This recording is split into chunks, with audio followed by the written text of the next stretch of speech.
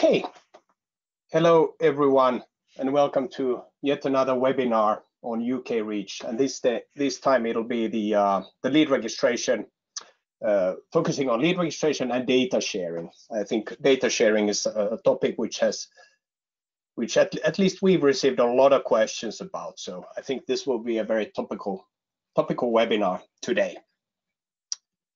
So the presenters, experts today are Pietro di Tondo and me, Frederick Johansson. So Pietro, I'll just let you introduce yourself first, please. Hi, Frederick. Good morning, everyone. Thank you for taking part to this webinar. My name is Pietro di Tondo. I'm the UK regulatory manager of the team based in UK, part of the REACHLaw family. Got several years of experience within the regulatory framework, and delighted to present in front of you today. Thank you. Thank you, Pietro. And I'm Frederick Johansson, a partner, head of sales at REACHLaw here in Finland. I'm a chemical engineer by background. I've been working on REACH, or the EU REACH regulation and EU REACH like chemical regulations, essentially my whole professional career, spanning more than, I think, 18 years already. Time flies. And I joined REACHLaw back in 2010, so I've been here already for quite a while.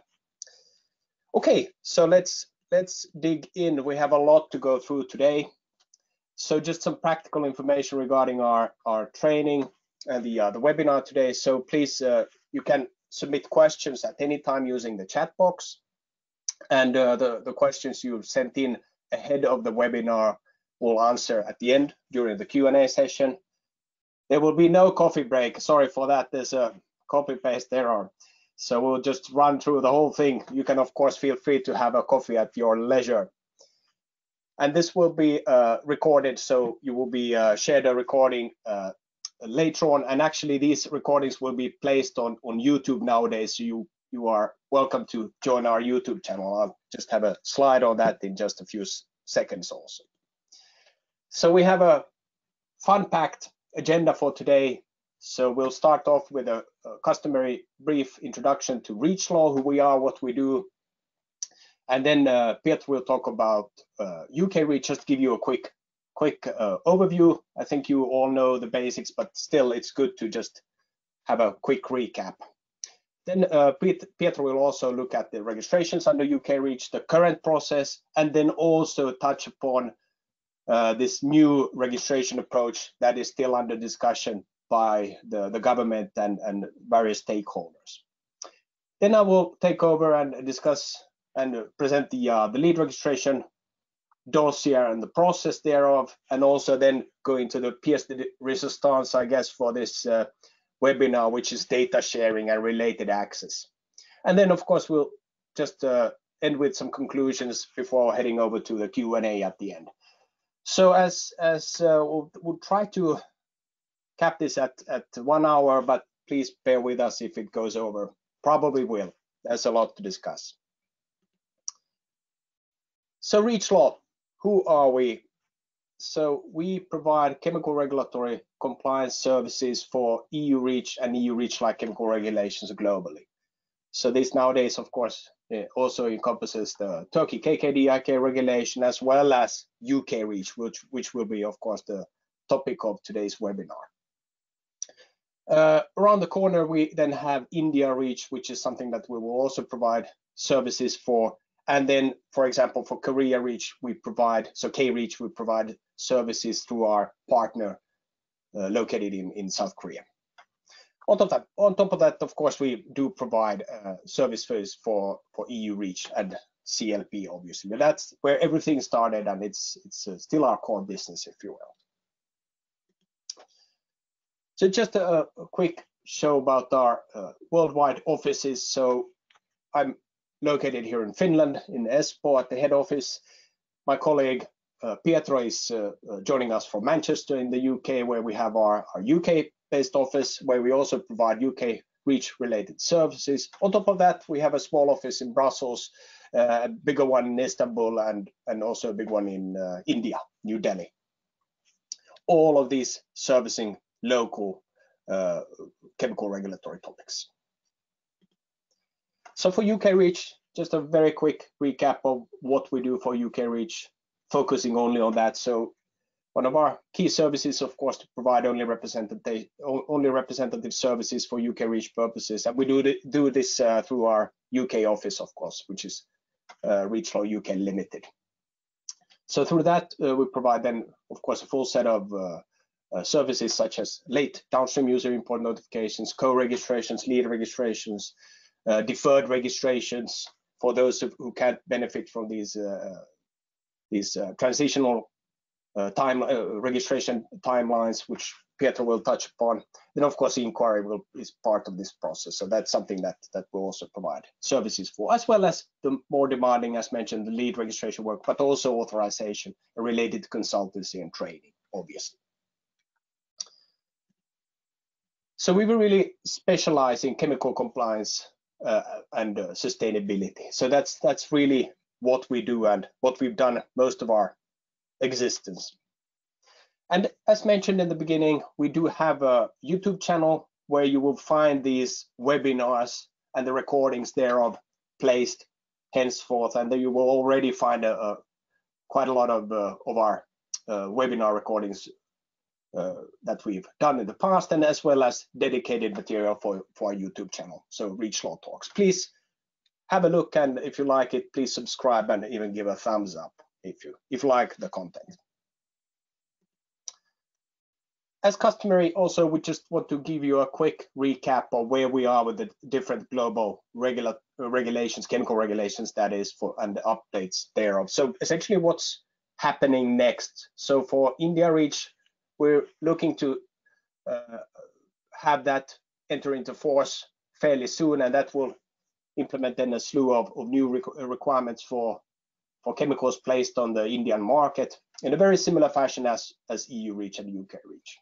So that is something that we're following very closely and will provide also services for. In Turkey, of course, the pre-registration phase is essentially over, albeit it's still possible to late pre-register. And now we're really entering into a very intensive phase where companies and our customers are preparing lead registration dossiers, and we're preparing these dossiers on their behalf, and then of course starting to look at the co-registration process and what it entails in respect of costs and so forth. So trying to, albeit it's a bit early, but still trying to figure out what would be potentially the cost related to co-registration, such as letter of access and so forth.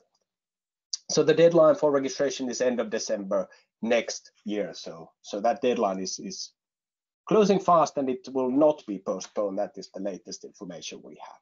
Then K-REACH is something that is already going forward full steam ahead, and the first deadline has already passed for the higher tonnage banned substances as well as CMR substances at 1 ton or more. The next one is then end of 24 for the 100 to 1,000 ton substances. So if you need any support with any of these regulations, then please feel free to contact us at any time. I just wanted to also say that thankfully it seems that the pandemic phase is coming to a close, and maybe not a close, but we're learning to live with it. So it means also that we'll start attending live events. So if you are in any of these locations, please come and say hello. We would love to meet you in person after these several years of being just online. So the next one is actually Chem Expo in India, in Mumbai, end of April. And then we have, I believe it's Chem UK and Chem Spec and so forth, and Surfex. So please, if you are in any of these locations and attending any of these events, please do come by our booth. We'd be happy to see you. And just before we go to the interesting bits of this webinar, then of course just wanted to say that this is a disclaimer and on a copyright disclaimer.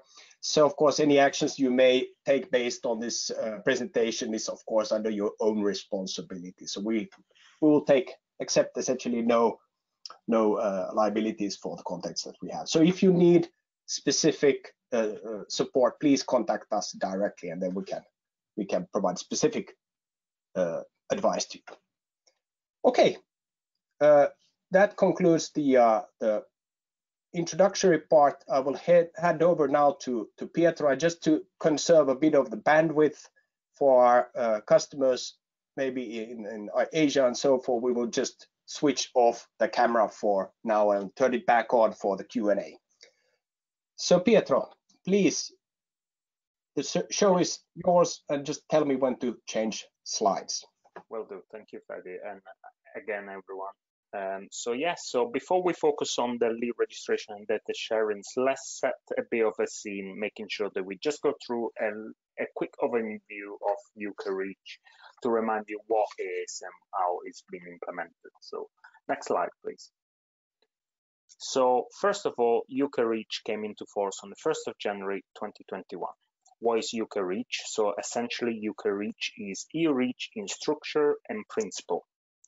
And the majority of the legal text is identical to the EU Reach because effectively it uses its foundation.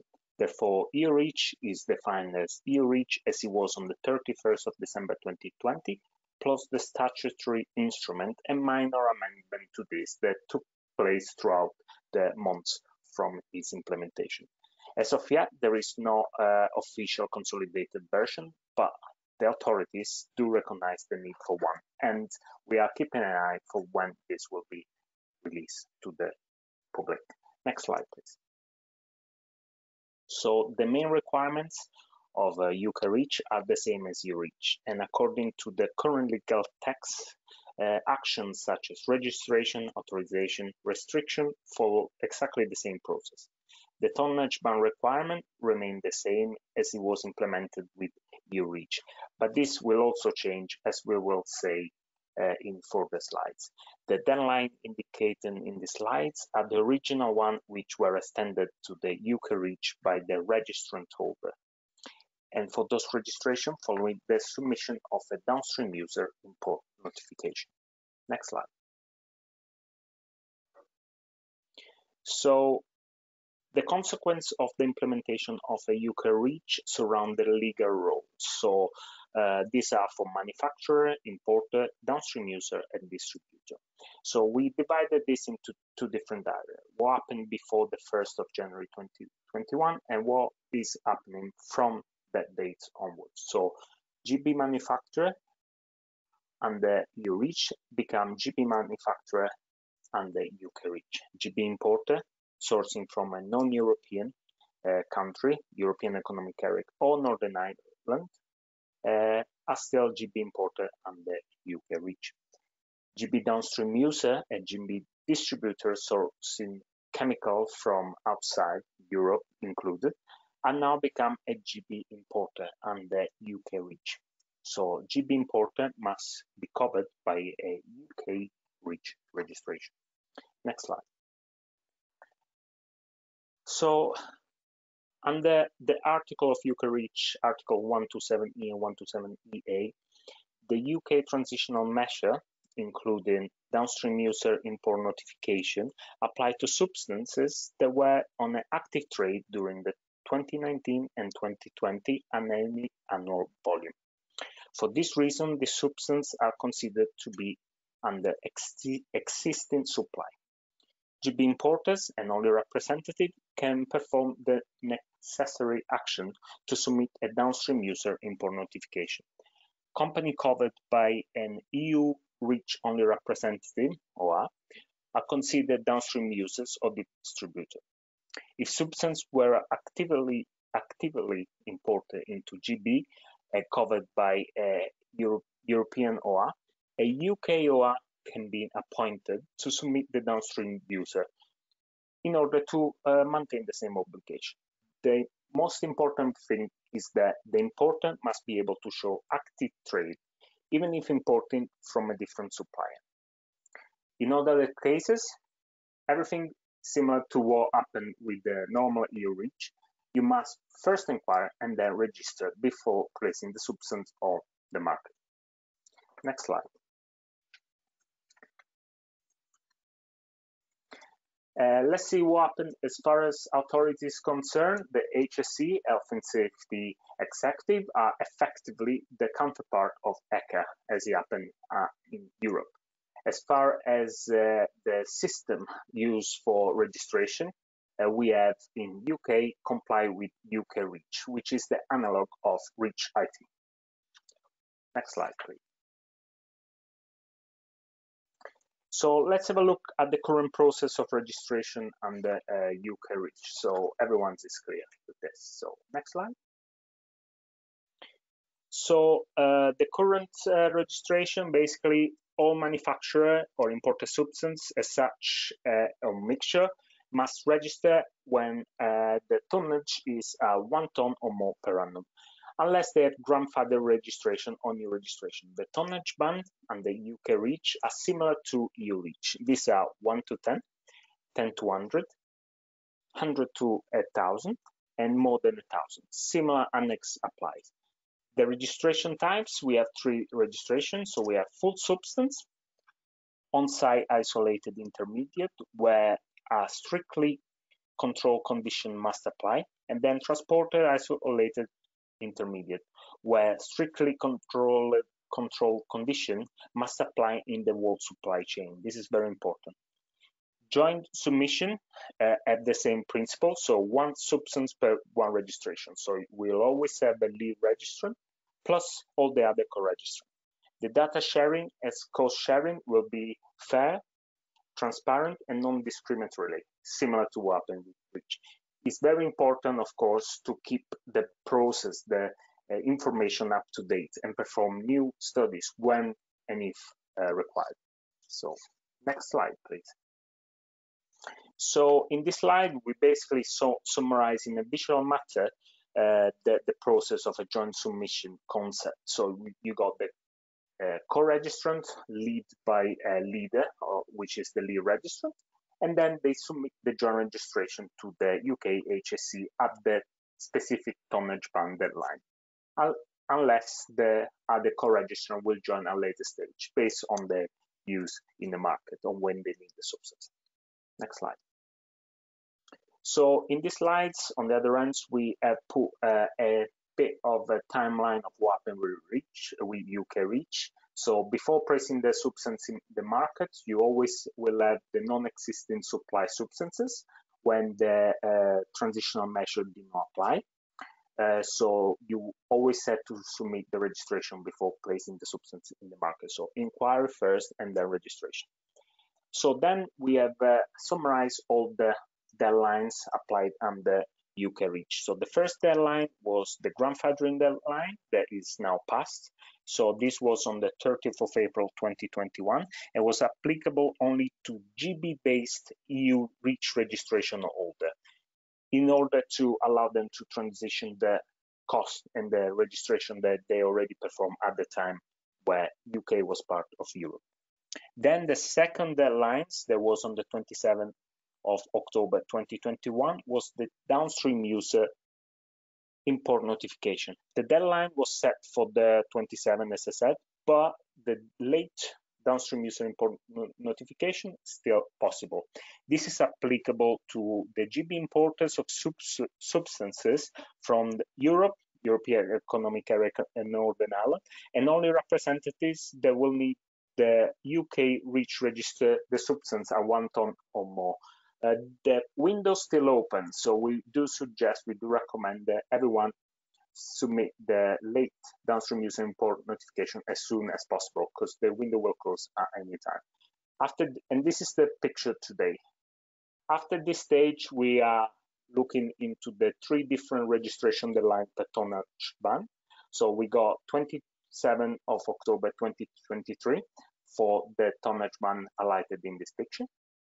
Then you got the second deadline will be the 2025, similar day as well. And then the final deadline, which is the 2027 deadline. Next slide. So the process, in a nutshell, is considered as a grandfather registration first. So for GB-based EU Reach registrant holder, they have to submit the deadline. So that to gain process in the joint registration data. After that, the transitional registration from the right to the left within the joint registration bullet. This was for GB importer of EU REACH registered substance, UKOA. And then after this, when everything, the both points left and right are not applicable, you got the NRES, new registration of existing substance. So substance must be placed in the market, you have to inquire it and then submit the registration. Next slide. So non-exempted substance, which are also been starting to be referred as novel substance, the substance that were not EU REACH registered by the 31st of December 2020 by anyone will need to be first be inquired and then fully UK REACH registered before placing the substance on the market. This means the development of the lead registration dossier and submission to the HSE from a new joint submission will be placed. Next slide. The fees, this was translated at the time of the implementation of the regulation. So the fees have been translated based on the currency at the time. So these are depicted for the large organization. So you see the different price per different tonnage band, with the inquiry fees which remain at £0. So it's essentially free to inquire for registration. Next slide. So now let's have a look at what is happening with a bit of an overlook on the future, on the new registration approach that is currently under discussion. Next slide. So the intro note is that the Secretary of the Environment announced that on the specifically on the 8th of December 2021, that the Department for Environment, Food and Rural Affairs, shortened as DEFRA, is committed to exploring alternative arrangement for UK transitional registrant in order to support chemical businesses while upholding the highest standard of safeguard and public health and environment. This is based on the work that was carried by the HSE, Environmental Agency, DEFRA, trade association and industry to investigate potential options to reduce the burden and the cost for the registrant. This discussion is still ongoing, but the slide will represent our current understanding and the development. Next slide. So there are a few different alternative registration approach under discussion. First one being summarized and called SHIP, which is Substance Hazard Information Profile. So under this, the substance group would use publicly available data and the data held within the substance group to agree the hazard profile for the substance. The aim is to collect the available data to demonstrate that the substance properties have been assessed and the appropriate conclusion have been made in the substance hazard information profile. The substance group then would provide the SHIP to the HSE as part of the registration process. As far as methodology concerned with the system, obviously we have Euclid 6, which is still in use under UK REACH, similar to what happened with the EU REACH, but this will require some modifications or creation perhaps of a new template to be included into a Euclid in order to submit this substance hazard information profile.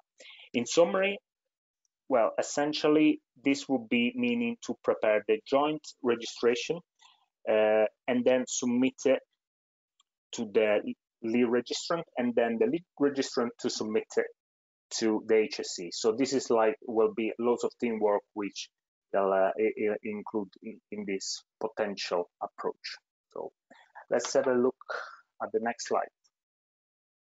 So basically, company will only need to provide the full data set for a chemical needed to be most concerned within the UK. This is the main message of the first approach. Next slide. Another approach is alternative registration approach is the specific risk assessment. So this is basically an individual CSR. So the registrant would only provide a registrant-specific risk assessment focusing on the GB use and exposure. So important to remember, only the GBUs and exposure. The information should be useful in a GB context and not as a broad generic as a EU CSR. So only what would be used within the GB market. More registrant specific data would be include data and tonnage per use, number of sites and where is used up, details, basically the details of a supply chain, evidence of a GB specific data and exposure such as market share, market outlook, disposal, waste, recycling, trade association mapping tools, and other important information to be included. So registrant could submit as a confidential or as a non-confidential, presumably one so when the information is publicly available and the other on the supply chain. This may also happen for substance at the tonnage 1 to 1 to 10 ton, which is the lowest one. Essentially, this would mean that we'll have to prepare the registration by each registrant. So template will be done jointly, but not sure at the moment. And they submitted the registration individually to the HSE for their assessment. So this might require lots of work and assessment to do to the HSE, but this is one of the points under discussion. Next slide, please. Third and final option, or should we say third option, is a postponement of the registration deadlines. The information that we have received is that at least the first deadline of the 27th of October 2023 will be postponed. So this is something that it will likely to happen. The current government stakeholders are discussing around all the other deadlines, and they are looking at 3 different options. So option 1 will be a 2-year extension to all deadlines. So everything will have an extra 2 years for all the deadlines. This is probably a very tight estimate, considering that the significant change proposed to the registration. Then we'll have a 3-year extension to all deadline. This is a good option, but at the same time, it will push the last deadline into the next decade, which might be very hard to sell to the environmental group and stakeholder. Then next slide. Final option is very well received at the moment, is a compressed approach where you'll have the first deadline postponed by 3 years. So from 2023 to 2026, you'll have the second deadline by 2 years, so 2027. And then the final deadline, the one that was set for 2027 to the 27th of October 2028, which should be the most probable option. Something else is something that we will be definitely continue to monitoring. An amended regulation will be published to extend the registration likely latest 2024, something else to consider. Next slide. And the main message is that discussions are still ongoing with all the aspects of the new registration approach, including postponed registration, deadlines, and we'll also have to wait and see what happens next. So it's important to take this with a bit of tact. Next slide. So the way forward, summarize. So at the moment, what's happening right now, there are still discussions ongoing. What it will happen during the summer 2022, there will be a formal briefing consultation. And then in the fall of 2020, there will be a published report and formalize the draft legislative proposal. So we should know more around October. And then in 2024, there will be an amending regulation that will enter into force. Obviously, the HSE have really used a very good pragmatic approach.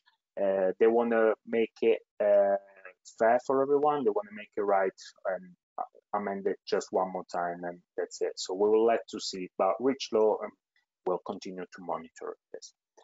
Thank you. Next slide. Okay. Yeah. Thank you, Pietro. So this is my turn to get behind the wheel, so to speak, and take you through the lead registration dossier, what it is, and the related process, before then heading over to the data sharing and access part of this webinar. So as you heard from Pietro's mention about this new registration approach, please be aware that many of the following slides will actually apply to the current legal text. So depending on how things develop, some parts of what we are going to go through will change. So just keep that in mind. So just to look quickly on what is a lead registrant for those who may not know or simply forgotten. So the meaning is the same as for EU REACH. So UK REACH has the same requirements, at least according to the current legal text as mentioned.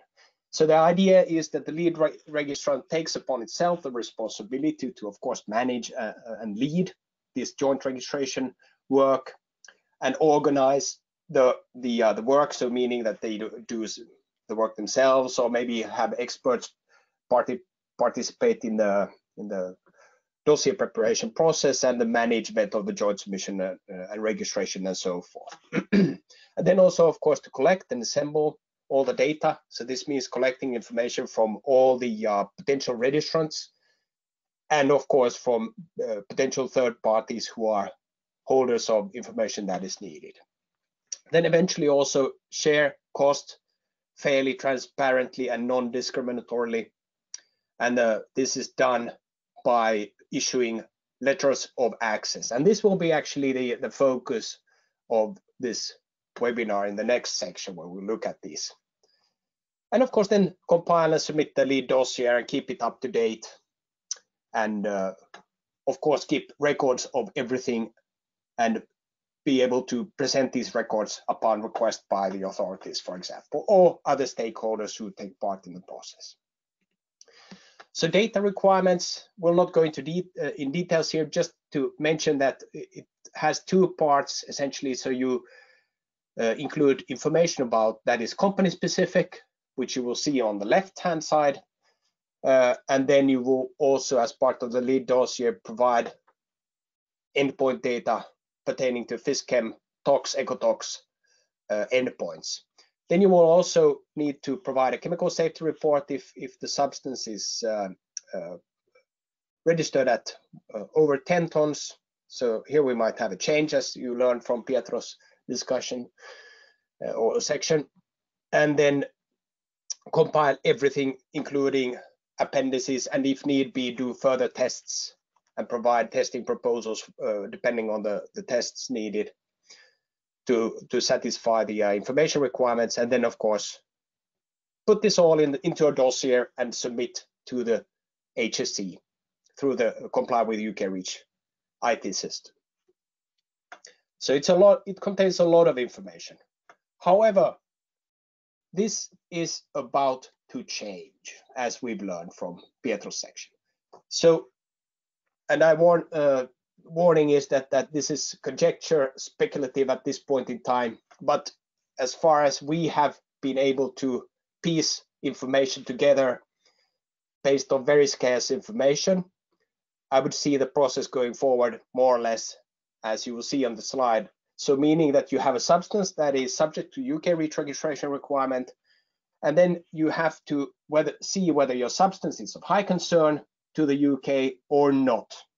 If it is under so-called high concern, which criteria is, by the way, to be determined, maybe it's a CMR substance or with equivalent risks, I would assume, but we'll see what this definition entails when we have more information. But at the moment, we just call it substance of high concern to the UK.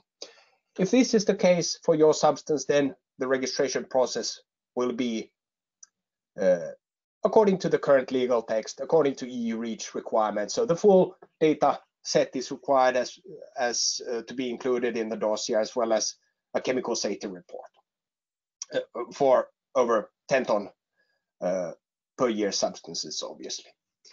However, then for substances I just call it lesser concern, so all the other substances, these as Pietro mentioned, these may go through this substance hazard information profile approach, meaning that this will be compiled jointly, headed by the lead registrant based on publicly available information.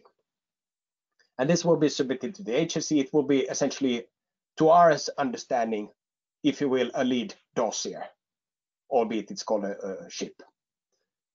And then on top of this, each registrant will also have to provide a registrant-specific risk assessment. So as Pietro mentioned, it might be that this is required also for 1 to 10 ton substances, and it's not clear whether this would also then apply to the higher concern cases. So these are the two, let's say, paths for registering substances in the UK in the future, to our current understanding, which may be, of course, not entirely correct. So this is something that we're following very closely. But based on our current understanding, the process may look like this. Okay, coming back again to the whole joint registration process, regardless of what information is to be submitted, it is essentially as follows. So for the grandfathered registrations, they will be automatically included in a substance group. And it is possible already to place the substance on the market. It's always been the possibility to place these substances on the market if you've grandfathered and you were eligible for this grandfathering process. So as long as you grandfathered, you could continue placing these substances on the market, and you would be placed in a substance group together with other potential registrants of the same substance. So these could be these companies who have submitted a doing and then inquired. So the doing process per se does not include you in the substance group. It just is a separate process allowing you to continue placing these existing supply substances on the GB market. But for these companies, when they submit an inquiry, they will be placed in the substance group together with, for example, these grandfathered companies and their substances thereon.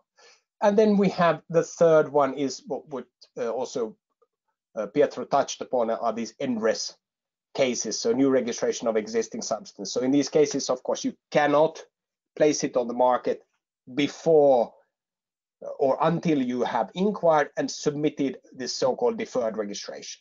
We're not going into detail into this actually in this presentation. Once that is done and you submitted your inquiry and thus are a member of the substance group and you completed the deferred registration and paid the HSC registration fee, you are able to place the substance on the market. But all these three types of cases feed into the substance group, in where you should then come together and select the lead registrant to take the joint submission work forward. And as mentioned, then of course register by the applicable deadline, which is now under discussion. So the lead registration process, as an overview, looks more or less like you will see on the screen. So you first have to essentially nominate a lead registrant. So essentially you select a lead registrant. Once that is done and formalized, you can then start the practical work. You communicate in the substance group pertaining to registration. Now, of course, you can communicate before even the lead registrant nomination, because that obviously also entails communication efforts. As part of the communication, you need to agree on the substance information profile. You need to determine registration intentions of the companies who have inquired or grandfathered, because just being a part of the substance group does not mean necessarily that they are going to register, albeit being part of a substance group for UK REACH purposes has more weight, if you will, than just pre-registering, for example, back in the day for EU REACH or Turkey, because I believe, let's put it this way, that if you've gone through the inquiry process and joined a substance group, you are already committed to a higher degree to actually go forth with the actual registration. But of course, if you inquired, it's not mandatory. You don't need to submit the registration if you then stop manufacturing or importing the particular substance at 1 ton or more by the applicable registration deadline. On top of that, of course, communications relate to classification, labeling, letter of access sales, agreements, users covered, and requesting data from the registrants, etc. Once that is done, and that is a long process, which is done in many cases in parallel with other steps, is that you determine the substance identity profile and agree upon that in the substance group. Then you proceed with the data access negotiations and collect data. So this is obviously depending on whether you're a substance of concern on the UK market or not. If you're not, then of course the data access negotiations will be minimal to none, because you are using publicly available information to compile your ship dossier, if you will.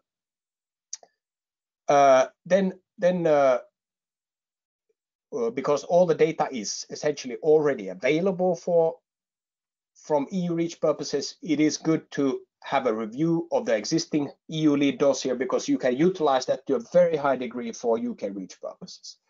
The requirements are the same, at least for these substances of a concern in the future, but according to the current text, these are identical to EU REACH, so you can definitely reuse information in that sense. And reuse and then update the existing dossier and chemical safety report, so essentially compiling your dossier and then eventually submitting it to the HSC, and then starting with the letter of access sales and inviting co-registrants to purchase a letter of access and thus join the joint submission. And to our belief, if you will, or our understanding, the communication work and the data access negotiations will constitute the let's say bulk of the work. Of course, not in the case of these ships. In that case, the communication and admin related stuff will actually take most of the time. That's our estimate at this point. Also, as we had a very ambitious agenda for this webinar, where we also touched upon lead registrant nomination, we will also touch upon that. And I can already tell you at this point that we will go over the 1 hour threshold, so please bear with us. And of course, you can always revisit the recording on YouTube at your leisure. Okay, so how is that done essentially? So of course you have to, if you now want to become a lead registrant, what you need to do is that you just determine, do you have what it takes to become a lead? We assume that yes. Then you need to go into the comply with UK REACH IT system and download the contact details of all other companies who've also inquired for the substance and grandfathered the substance. So this, of course, means that you should also have inquired, because otherwise you would not have access to the substance group. Then you should propose yourself as a lead registrant by just simply sending an email out to everyone in the substance group and give ample time for them to either accept or reject you as a lead registrant. If the case is that you have a majority of the substance group members behind you to support you becoming the lead, then you can go full steam ahead as the lead registrant nominee in a way, and become the official lead registrant when you submit your lead dossier to the HSC. So there is no tick box in the comply with the UK REACH IT system, as far as we have been able to find, despite some guidance hinting to the fact. But there is no, or if there is, it's very well hidden from everyone. So at the moment, we have at least pragmatically seen that the way that you become a lead registrant is that you actually go ahead and submit a lead dossier to the HSC. And then the HSC will come back and ask, essentially see that no one else has registered this, and then say, well, do you want to be the lead registrant? And of course, in this case, you would be the lead registrant. And thus, you would then manage the joint submission for this substance. But the point of course, it takes time and effort to come to the point where you can already submit the dossier to the agency.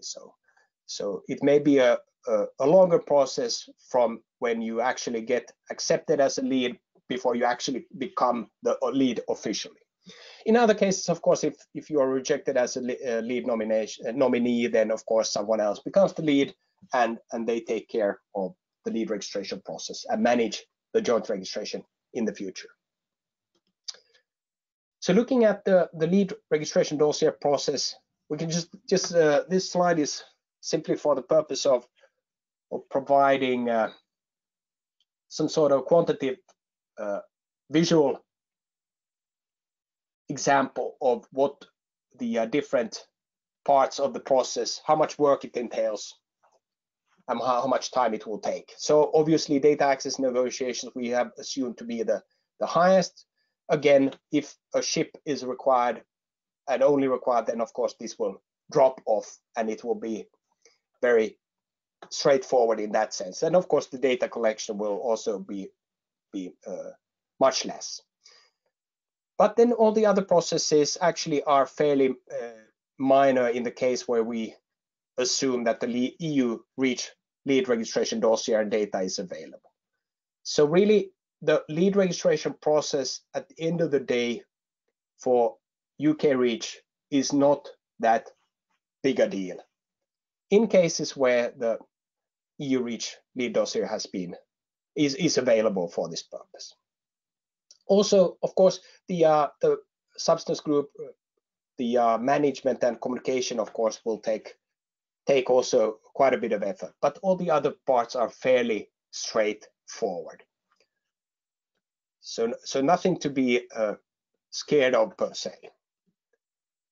Of course, as a lead registrant, you are of course then in a sense liable for the whole dossier. So of course, in that sense, it is a big responsibility. But the dossier preparation submission should not be considered as overwhelming. Okay, now looking at the data sharing and access to data. So again, just a note that of course this is based on current legal text, as this will change a bit due to this new registration approach, and especially for these cases where the ship substance information hazard profile cases for these substances of less concern on the UK market. Then of course in these cases we use free of charge publicly available information, so that will affect the process as you see.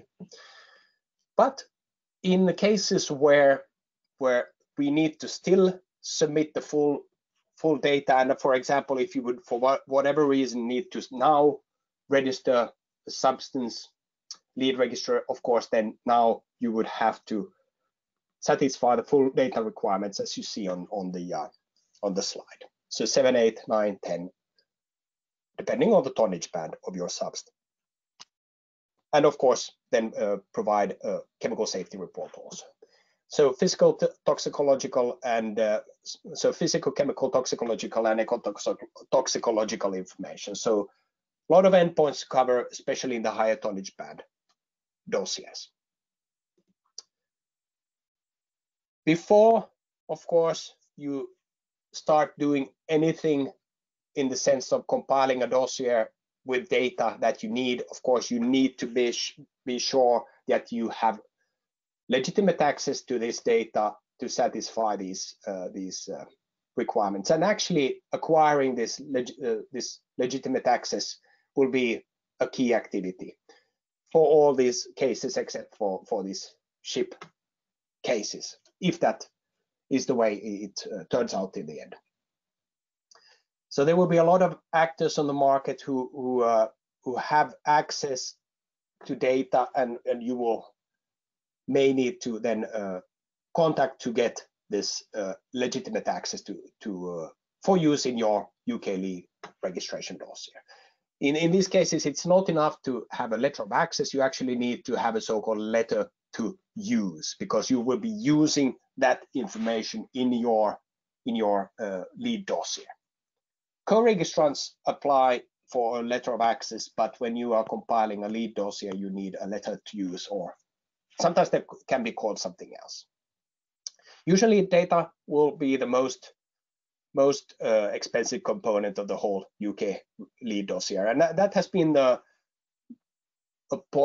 issue with in many of the discussions, is that should companies now again pay for the data that they once paid for EU REACH purposes, and that is why the government, together with stakeholders, have now come up with this new registration approach, which is under discussion. So we'll see how that turns out. So it is important when you get, or when you negotiate for access to this data, is that you obtain the right to refer, so a license to use it for UK REACH registration purposes, and that you also have the right to sub-license that information to the substance group participant. It says seed, but in this case it's substance group participant. This is a very important point, because otherwise, if you not have the sub-license right, it would mean that each co-registrant would have to individually then go to this data owner to license the right to use, refer to that endpoint. And that would be a very cumbersome process. So if you're a lead, just make sure that you have a right to sub-license that information. And when you ask for data, it's good to already ask for it in a IUCLID format, because this is a good standardized data format that's been used for EU REACH purposes and should be available, and you will also use it for UK REACH purposes. So access to this existing information and data should, of course, be provided and be under these transparent, fair, and non-discriminatory data sharing rules. And these apply in the UK as such.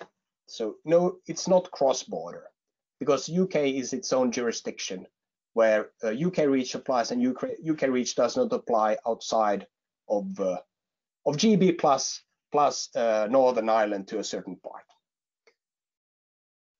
So data access providers from outside of the UK do not have to abide by these transparent, fair, and non-discriminatory principles. So this is something that we do get a lot of questions about. So if you are inside of the UK, then yes, you need to abide by these fair, transparent, non-discriminatory rules.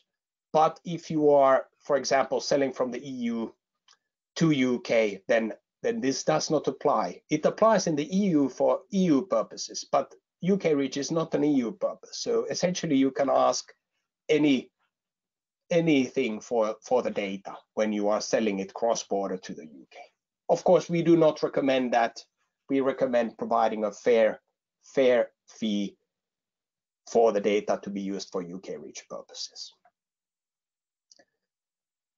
It's also good to understand that, for example, if you discuss with the EU REACH lead registrant or EU consortia, and you negotiate access to some of the data that they are using for EU REACH purposes, and you would want to use that for UK REACH purposes, then it's good to understand that some of the data points that they have in the EU dossier, it may be that they've negotiated access to that back in the day for only EU REACH purposes. So it would mean that you could not directly use that, but you would have to go back to the source and directly discuss about compensating. And that's why it's easily becomes quite complicated, depending, of course, on how many sources you have to contact to then get access to data.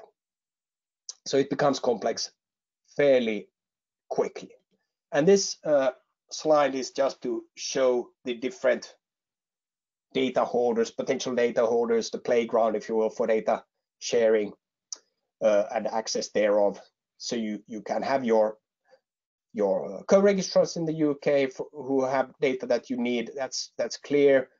You might need new tests, unlikely, but if you need, then that's clear. But in some cases, if you contact EU REACH consortia, the lead registrant, they might, as said, be using data that they own partially, whilst some of the data they are also sourcing from external data providers anywhere, to whom and with whom you would then have to negotiate access separately. So if you have a 64 endpoint data set for a lead registration dossier for over 1,000 tons, and you would have each data set would have a different data owner, which is of course not I think it's a very remote case, but then you would have to contact plus 60 data owners and negotiate each endpoint separately, which would be of course a nightmare, and I think that will not happen. But anyway, in a worst case, I think that would be like a nightmare scenario. So it'll be tricky. You can bet on that, unless your substance is one of these ships and can benefit from the ship approach. So the substance has an information profile approach based on publicly available information. So looking at communication in the substance group, then of course it's very good to early on by the lead registrant to check with all the members of the substance group for what information they have available. So the lead should contact them, preferably of course by email, to explain what information should be shared and why, and because certain information you must share according to the UK REACH regulation, as back in the day for EU REACH, and also what information is needed, and then of course for members to identify what relevant endpoint data studies they own or have legitimate access to for use in the UK lead dossier. And of course then to share such information and any associated costs with the lead registrant, and provide that by a deadline. So the purpose is to chart the existing substance group for existing information, because this information is something that you should primarily try to utilize if it is available. In many cases this may not be available, or there may be only fragments thereof with poor CLIMISH scores, meaning that you would have to then anyway get most, or if not all, the data from for example, the EU lead registrant and related data holders. So this just goes to show what type of a data collection form a lead registrant could use when asking the substance group members to provide information about what they have available.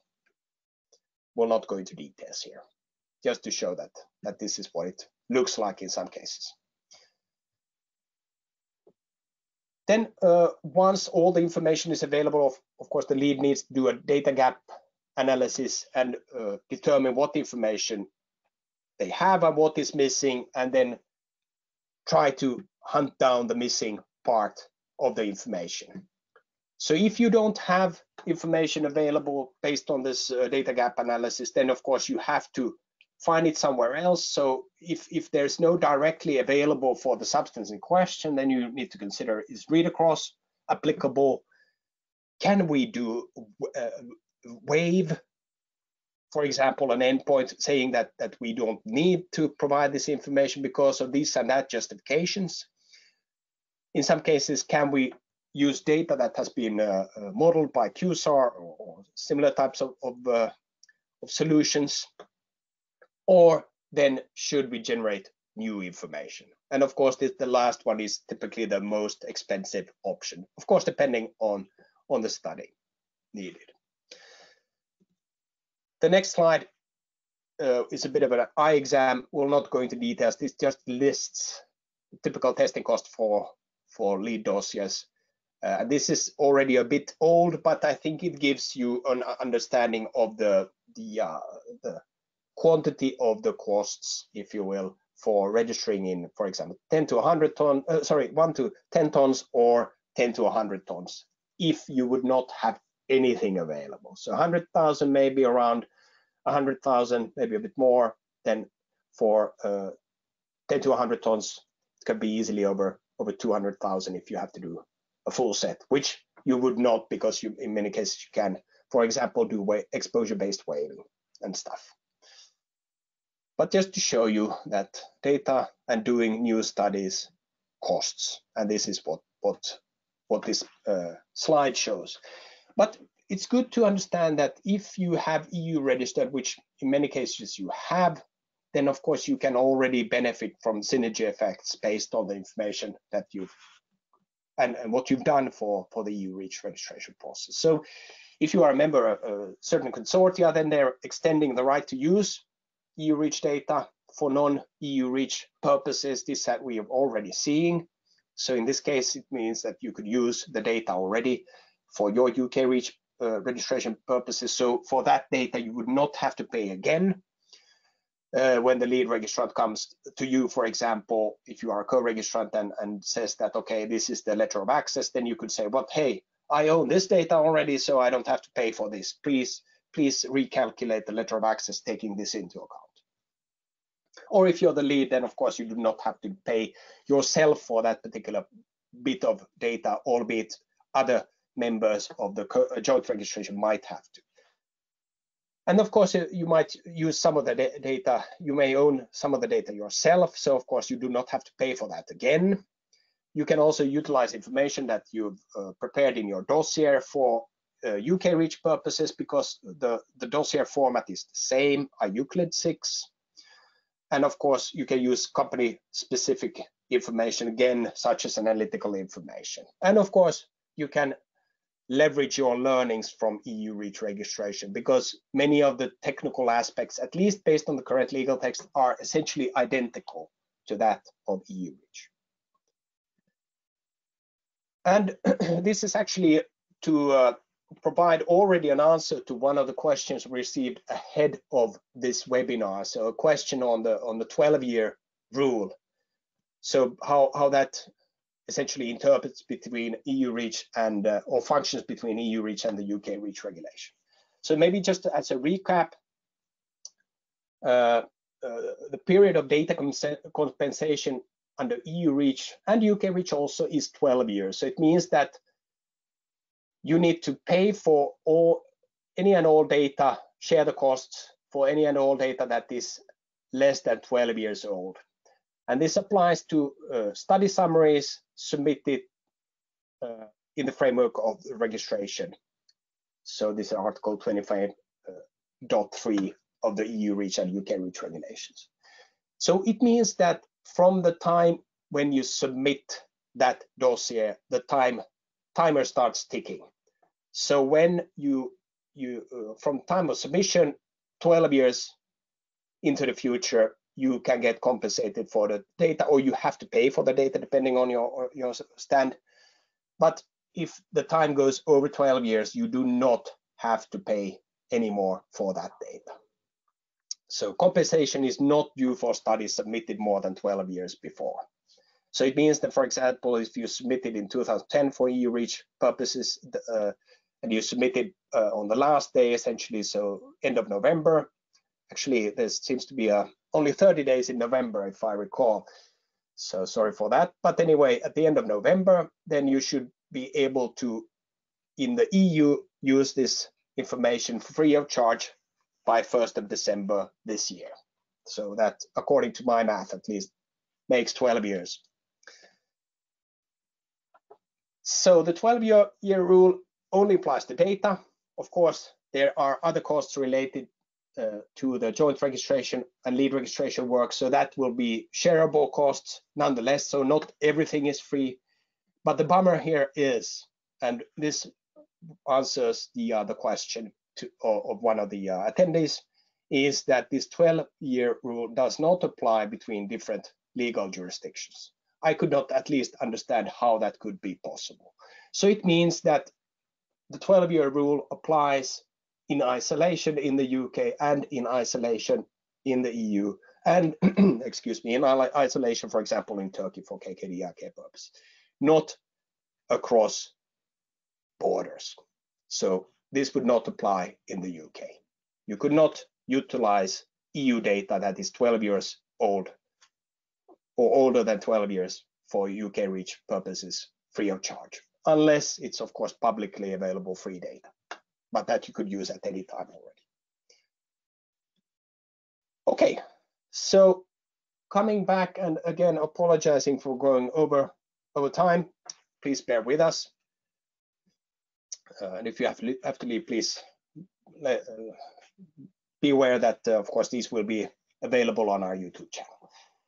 So just on the letter of access sales and related considerations. So to join a joint submission, now we're looking at this essentially from a co-registrant perspective.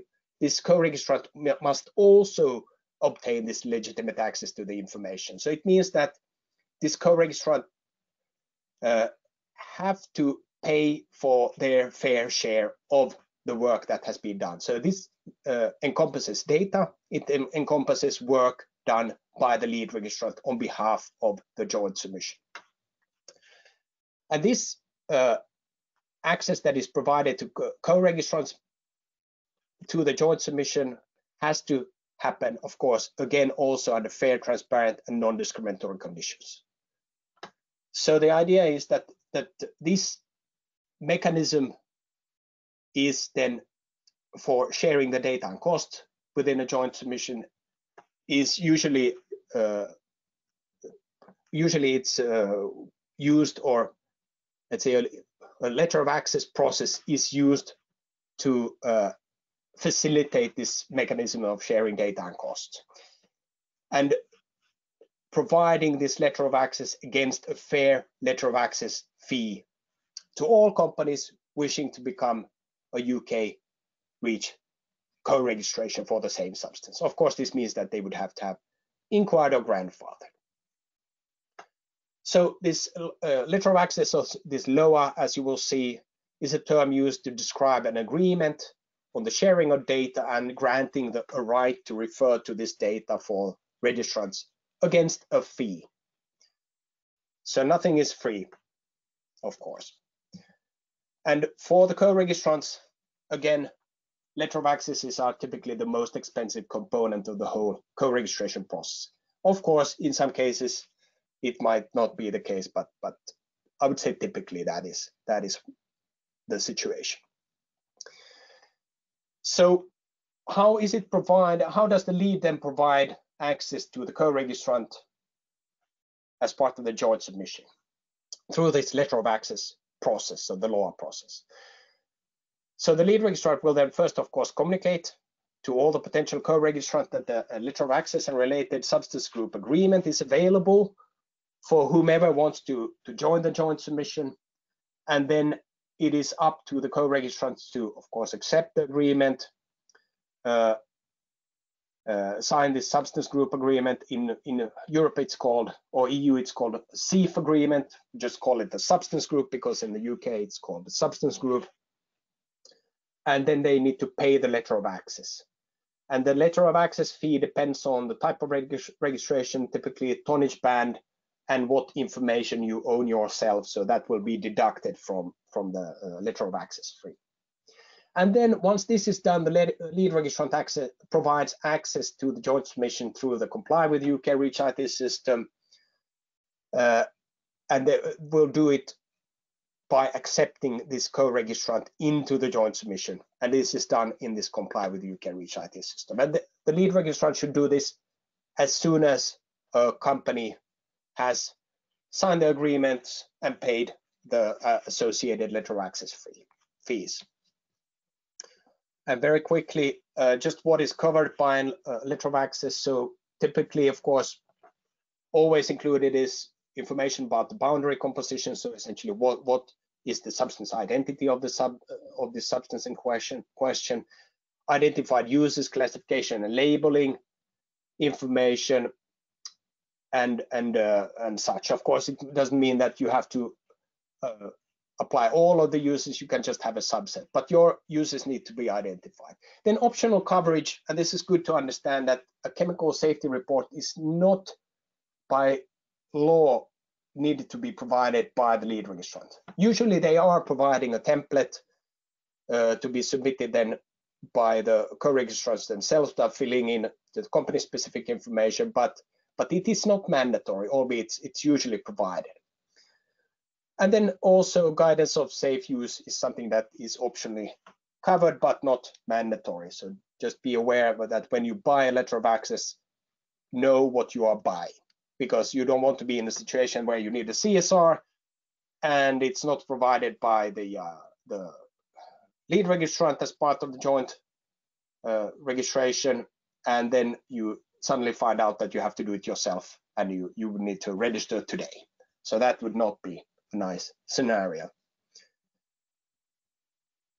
The substance group agreement, also referred to as a CEF agreement for EU REACH purposes, essentially it provides the co-registrant with access rights to the joint registration and the dossier, then describes how the costs are being shared in the substance group, also defines the participation by companies in the joint submission of the substance, so essentially how to organize themselves, who is the lead, what are the responsibilities, and so forth, and also formalizes the appointment of the lead registrant. And also defines, if where applicable, the communication ways. In some cases, some have used some sort of IT platform and so, but it's not required. You can be done with emails and Teams meetings and so forth. So that's good to know. So the law data package provided by the lead registrant essentially is as follows. So you provide to the co-registrant by the lead registrant the letter of access price. So this is the documents that you share with the co-registrants. Then the substance group agreement, so the CEF agreement, including these cost sharing principles. And then, for example, an acceptance letter to the substance group agreement. And this is for the purpose of not having to have the same agreement signed by all companies. Instead, you can sign an acceptance letter to a substance group agreement, meaning that you don't have to circulate the same document with all registrants. Simply sign one document accepting a separate agreement and be done with. That's a practical solution. Once this acceptance letter or similar is signed, then the letter of access sends a letter of access invoice to the co-registrants. And once this is paid by the co-registrant, then of course the lead registrant, as mentioned, provides access to the joint submission and comply with UK REACH. Optionally, they will also provide a CSR template where applicable, guidance on safe use, and any other supporting information. Sometimes they provide even a template, a Euclid file for the co-registrant to fill in, including, for example, the boundary compositions and uses and stuff. Earlier in the process, of course, you have already agreed on the substance information profile, classifications, and uses covered as discussed earlier. Regarding cost sharing, the lead registrant, of course, has the obligation to provide these registrants with a cost breakdown of all the relevant costs to be shared. So this also includes, besides all the data, then also the administrative costs. And of course, this again has to be done under fair, transparent, and non-discriminatory requirements. So this the lead registrant needs to document the cost sharing model clearly. It should be included in this substance group agreement. Also allocate all costs at an endpoint level where possible, and itemize all costs, as mentioned, data and administrative, all related costs. This is very important. And prepare, of course, justifications for the cost, and also take into consideration and establish a reimbursement scheme. This was typically forgotten back in the day for EU REACH purposes, at least in the first registration. So now reimbursements have been, in some cases, were quite difficult to do. So this entails quite a lot of work. So we assume and we expect that the admin work as part of the UK lead registration process will be quite burdensome, and it will be incredibly burdensome if you do it retroactively, meaning try to figure out retroactively what are the itemized costs per endpoint and stuff like that. So our recommendation is to do it as you go, itemize as you go, justify costs as you go. It's a pain to do it retroactively. We know this from practice, because in the EU the data sharing regulation entered into force and implemented requirements retroactively. So you had to go and dig into your files from many years ahead in the past to get this information. And again, as mentioned, all information needs to be shared in a fair, transparent, non-discriminatory way. It applies across the board. And maybe a very good topic to end this section before going into conclusions and the Q&A is just to highlight that or discuss shortly about this data sharing regulation. So in the EU at the moment, we have a data sharing regulation called the Implementation Regulation on Joint Submissions of Data and Data Sharing that came into force in 2016. So as I said just a minute ago, this entered into force retroactively, so it applied to all dossiers also, which was fun. It defines clearly what are the terms of fair, transparent, and non-discriminatory in the context of data sharing for the EU REACH regulation. And of course, the regulation sets rules to make sure that the data is shared clearly and comprehensively in these data sharing agreements. And then these co-registrants are given the right to request a breakdown of the study and administrative costs. So this is the itemization part, why it's very important. And also emphasizes the fact that co-registrants are only required to share the cost of information that they need to submit. So this is very, very important. You only need to pay for information that you need. You do not have to pay for information that you do not need. In the UK, actually, this implementing regulation from the EU is carried over into UK domestic legislation, and it's already done so with this Withdrawal Act that also transferred all other EU regulations, or most other EU regulations, into domestic law in the UK.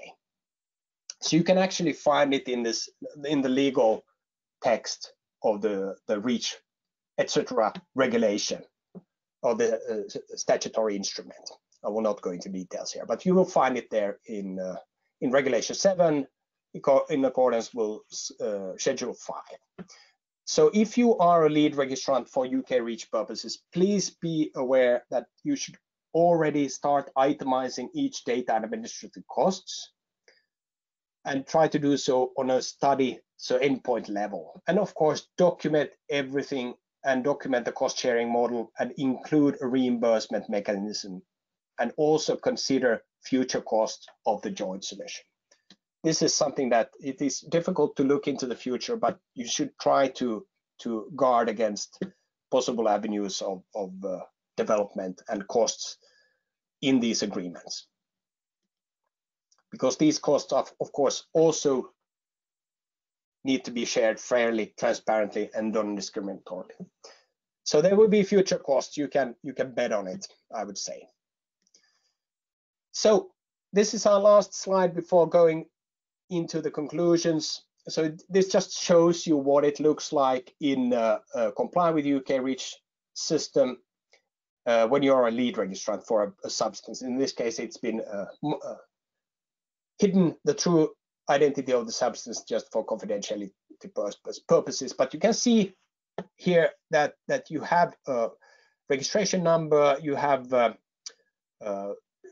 tonnage band of the registration, and on the far right hand side you will actually see a nice registration process depicted in the IT system, and you can see here that it all has been completed, including appointment of the lead registration for the full joint submission, because it says completed. And it also says on the far right, I'll see if I can get my pointer, says that, sorry, here, that you are the lead registrant and you have been nominated as a lead registrant essentially. So this submission is complete from a lead registration perspective. The only thing that needs to be still to be done is to accept new members into this joint submission once they have purchased a letter of access and signed, of course, the substance group agreement or equivalent agreement. Just wanted to show that. And I I think this process here on the right-hand side is particularly nice. I appreciate that. It's very visual. So good to the developers in this case. Good job.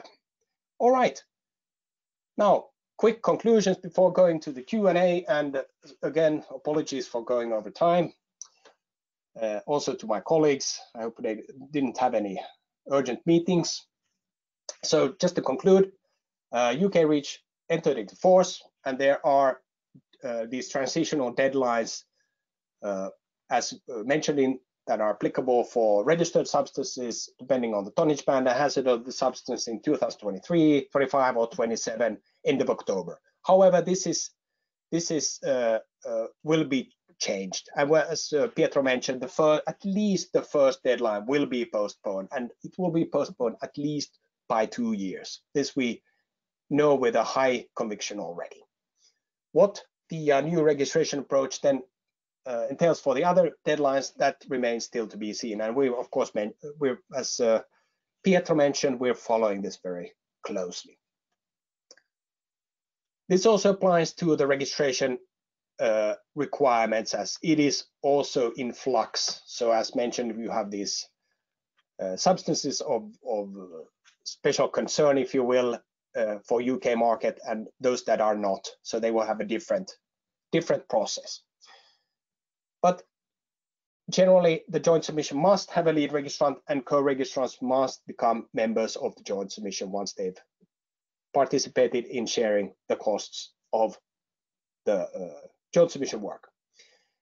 The lead registrant should be chosen from of course, the substance group members, and it should be a reliable company who has preferably experience with this, or has then resources to do it. And very good to note that it can also be an only representative. For example, in Turkey, we're seeing this to a high degree. A lot of lead registration cases are actually handled by the only representative, which is fairly, I would say, normal, if you will, because most of these companies have been EU REACH lead registrants and now have to do the same work in Turkey through an OR. And then of course, prepare the substance group agreement in good time to cover all the essential aspects of the cooperation, communication, responsibilities, as said, reimbursement mechanism, and what happens with future costs and so forth. Very important. And of course, as a lead registrant and anyone participating in the joint submission, you should of course act in accordance with the data sharing regulation and itemize each data and administrative costs as far as possible, even on an endpoint level if possible. And then provide a substance group agreement and letter of access promptly to co-registrants, because it's good to do this at least 6 to 12 months before the deadline, so that these co-registrants have enough time to actually get the work done and submit their co-registrations. So the more time, the better. So this obviously means that you have to start your lead registration work a bit earlier also. Data access negotiations take time. Be aware of this, especially for these substances that cannot benefit from the ship approach, if that comes into fruition. And then, of course, you need to submit the lead dossier in good time before the deadline, just to make sure that you have everything done and your dossier is accepted and so forth. Good time before the deadline, so that everyone else can also join in. And of course, REACHLaw UK and REACHLaw in general, of course, stands ready to support you with your UK REACH compliance efforts. So please, if you have any questions, any needs in this respect, or any other chemical regulations, obviously, please feel free to contact REACHLaw at any time. We'll be happy to help and provide a quick quotation, for example, for our services. We're very transparent with our costs and our breakdown of our services, so feel free to contact us in that respect. All right, that was a long one, so let's try to make the Q&A part fairly quick. So let's keep it to 5 minutes. And if I can ask Pietro also to come back online. I think you are here already. So if we quickly answer the questions we got ahead of the this webinar. So I think the first question we already answered, and this was a question about the 12-year data rule. So this we do not have to talk about anymore. It was covered. And then there was other question was we are interested in understanding the pros and cons of early lead registration of tonnage band 1 to 10 tons per annum, whether to lead register before June 23 or wait until 25 or 26. So as you've seen from the presentation, the registration deadlines are in a flux. So our recommendation at the moment is to wait until there's more clarity on this registration process. And this means in the fall this year, we should know more. So please bear with us with this. We'll let you know. But in general, of course, it's better to start early once you know all the requirements than letting it go to the last minute. Of course, within reason. And then there's a question, when is it advisable to perform an Article 26 inquiry for 10 to 100 tons lead dossier? Do you want to take this, Pietro? If you're sure. Online. Yep, go ahead, please. Yeah, so basically, you will always have to prepare an inquiry dossier before you register, unless you obviously grandfather your registration. So in order to gain access to the substance group, you'll have to perform the inquiry. I think putting yourself of the substance in the group allow you to monitor what was the substance forming, and at the same time it allow you to see what potentially the cost of the letter of use, so to speak, letter of access will be. So it'll put you in a really advantageous position. So considering that you can do it this at any time, probably the best approach is to inquire as soon as you know.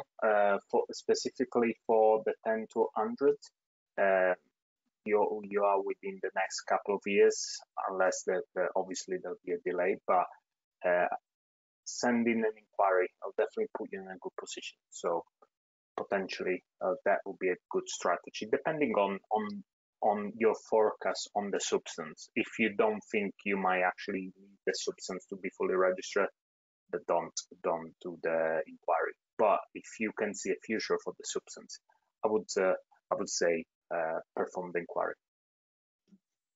Thank you, Pietro. And the next one also goes to you.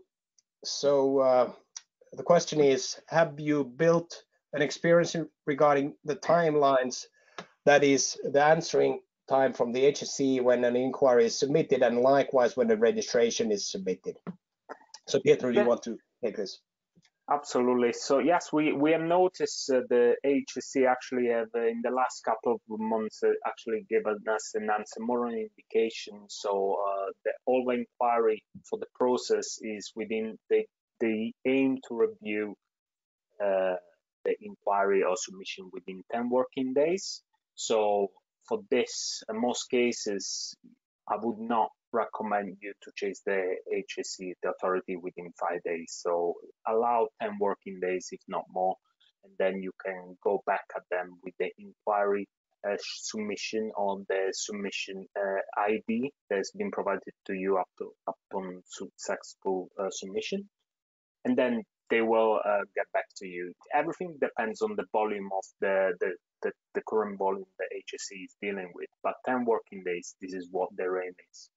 Another additional thing to add would be also in terms of the payments. Once you do pay the registration fees, because you get a bank transaction involved, weekends, I would say for payments on the dossier, please allow at least 14 working days. This is what we have measured on average based on our experience. But for the payment, it's not been defined, whereas for the inquiry and submission, the actual HSC have informed that they trying to aim everything within 10 working days. Thank you, Pietro. And then the also fifth question on that was submitted before the webinar. The question is, what are the key responsibilities and differences of lead registration roles in Korea, Turkey, UK, and the EU, including downstream user communication? So I can take this. So they're all very similar, actually.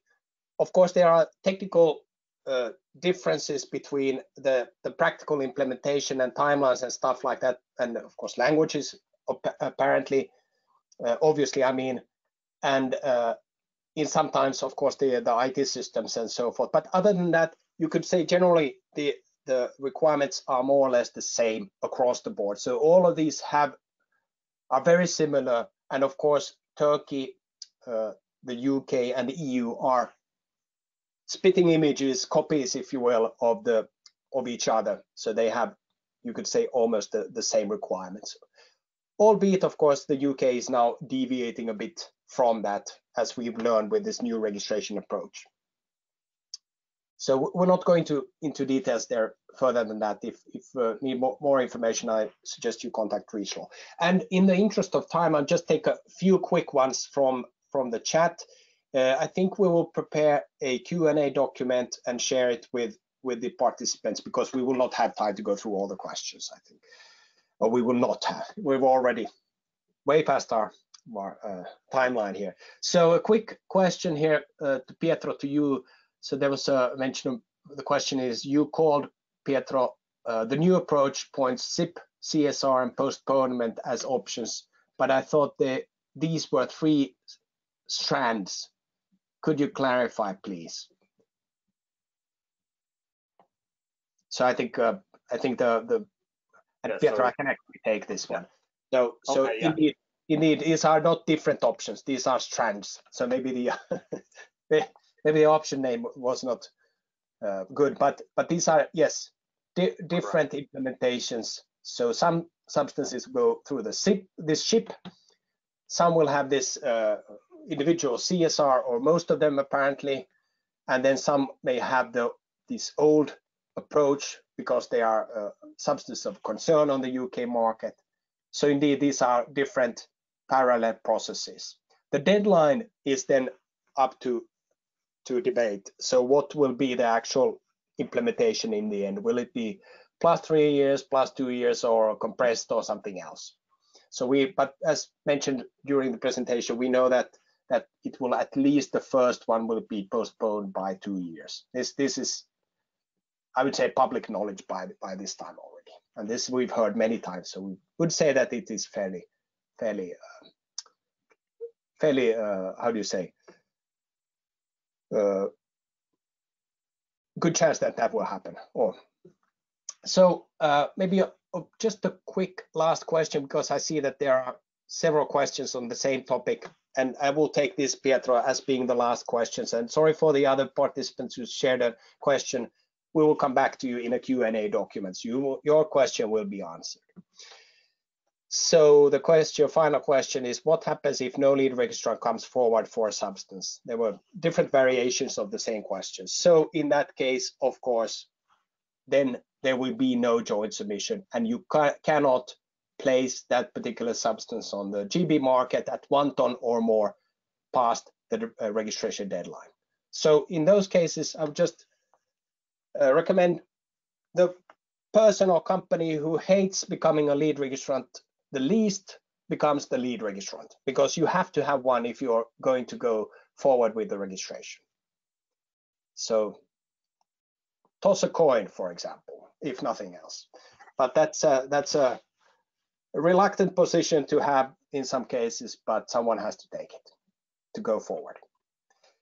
Okay, that'll be the end of this webinar. So thank you very much for bearing with us, for going very much over time. So, and as mentioned, this presentation will be placed on our YouTube channel. It'll take some days before that will happen, so probably next week. So you will find us there, so you can revisit the presentation at any time. And as I mentioned, we'll come back to you with a Q&A document to the participants of this webinar who've attended the webinar.